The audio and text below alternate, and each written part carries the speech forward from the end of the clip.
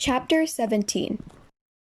For the next week and a half, the boys continued to dig in and around the area where X-Ray had supposedly found the gold tube.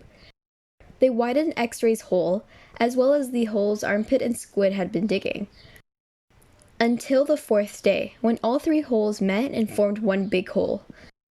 As the days wore on, the warden became less and less patient.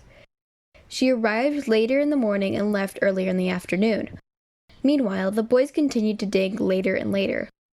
"This is no bigger than it was when I left you yesterday," she said after arriving late one morning, well after sunrise. "What have you been doing down there?" "Nothing," said Squid. It was the wrong thing to say. At just that moment, Armpit was returning from the bathroom break. "How nice of you to join us," she said. "And what have you been doing?" "I had to, go."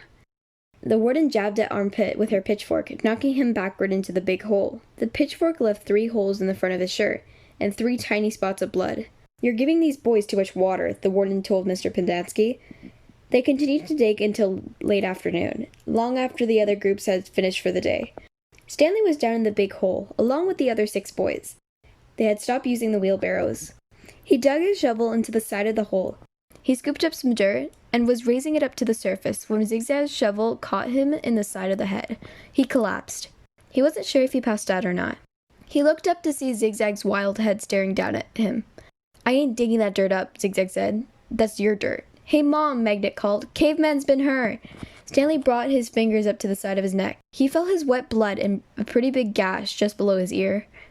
Magnet helped Stanley to his feet, then up and out of the hole. Mr. Stern made a bandage out of a piece of sack of sunflower seeds and taped it over Stanley's wound, and then told him to get back to work. It isn't nap time. When Stanley returned to the hole, Zigzag was waiting for him. "That's your dirt," Zigzag said. "You have to dig it up. It's covering up my dirt." Stanley felt a little dizzy. He could see a small pile of dirt. It took him a moment to realize that it was the dirt which had been on his shovel when he was hit. He scooped it up, then Zigzag dug his shovel into the ground underneath where Stanley's dirt had been.